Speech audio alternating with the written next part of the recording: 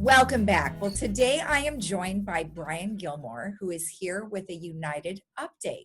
Well, Brian, thank you for joining us today. How are you? I'm doing well. How about yourself? Excellent, excellent. Nice to have you with us today. And I understand, there's a few things that we have been talking about regarding United. They're going to vote on some things, some people next week. And you have some things in regards to assessments and monthly payments. So go ahead. Well, thank you. Actually, I have two items to discuss. One is the assessment and monthly payments. And the second one is driving an increased integrity into our invoice approval process. Okay. So the first one is really more of an item of clarity. Everyone has the monthly payments, but the monthly payments are really broken into three separate parts. The first part is the GRF and mutual assessment. And the good news is that, there's two parts here to that. That's the same for everyone.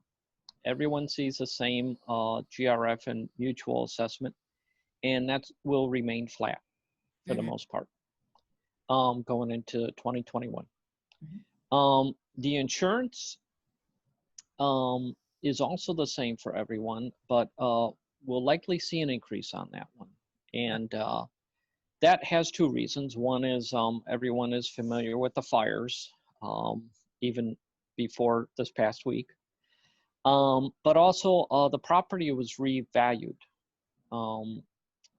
There was it wasn't a county assessment, but there was a private group that the VMS hired to go out and find out what the value of the property really is. And so that impacts the insurance cost, of course. Right.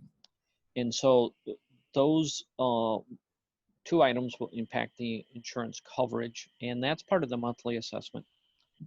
And the third part of the monthly payment is a property taxes. And that's dependent upon a particular individual matter. And that's why sometimes people might see a supplemental tax or something like that. That's a pass-through really from the county and determined by the value of your individual matter, the assessed value. Okay. So even though there's been lots of talks that the monthly assessments will remain flat, I want to just make everyone aware that monthly payments are composed of three parts. And the first part, the GRF and mutual assessment, will remain flat this next year. Right. Now, in regards to the insurance, we were talking a lot, mainly with Sue about some of the insurance costs. And as you mentioned, it is an exorbitant amount of money in terms of what you need to cover. And tell me just a little bit more based on your opinion in terms of what some of those insurance things the people need to consider. Well, if I understand your question right, what do we need to insure? And that's the buildings. In United Mutual, we own the buildings. And so they have to be insured to the level of the initial condition and or original condition, I should say. And so the improvements that someone does, alterations that someone does, would not necessarily be covered. And in my opinion, that's where HO6 insurance is real helpful. Because you look at it in how many manners are still in the original condition. And they might want to get that part covered. Well, right. And we were talking about the HO6 and how it's somewhat similar to somewhat like a renter's insurance. And it does cover their interior belongings and potentially some alterations that they have made. So definitely we'll keep on top of that. So thank you for the clarification on the assessment. What else did you have? Well, the other part is, and some of this might be seen during the monthly meetings as well as the finance committee meetings. And what we're trying to do is, I characterize it as drive increased integrity into the invoice approval process. And every month there's invoices that are sent to the mutual, and then checks are written. And in between that step is particularly with reserves, because this is written into the Davis-Sterling Act. Board members need to sign off on those checks. Okay. And so we're introducing a another level of integrity into the process. And that really means a three-way verification of the contract, the PO or the quote, and the invoices. Mhm. And make sure that they are aligned as far as the scope of work and amount estimated as well as amount invoiced. And make sure that they are, I'll call it squared up as we approve those. So is there a particular reason why you needed to add another level of verification? Well, it's always been there, and it's really required by Davis Sterling. Okay. All right. Perfect. So I would just say that we're adding another level of integrity rather than verification. It's there, it's written into the law, and we want to make sure that we're following and obeying the law. Well, right. And you referring to them as somewhat of a standard operating procedure. So is that basically what you're referring this to? Okay.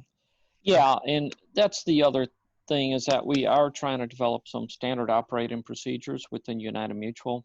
That's part of our strategic plan.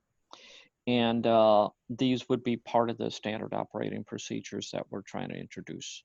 So Okay. as new board members come on, they kind of have a procedure they can follow and know that everything is aligned.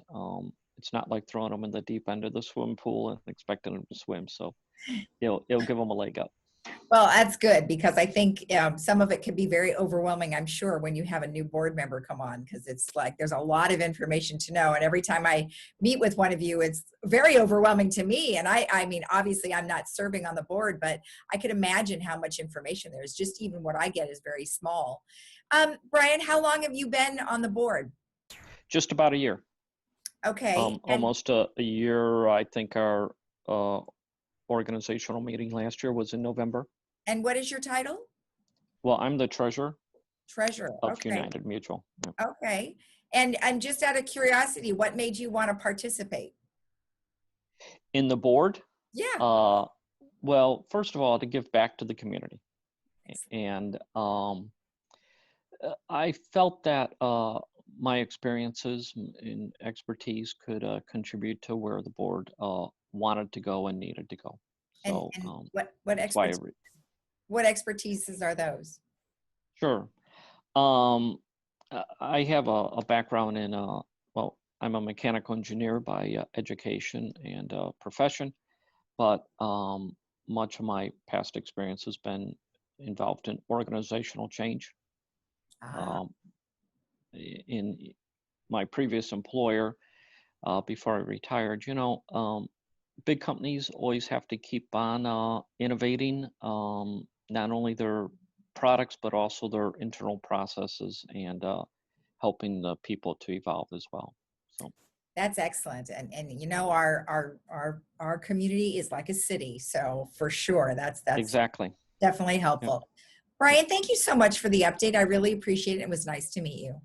You too. Have a good day. Thank you. And we'll be right back after this.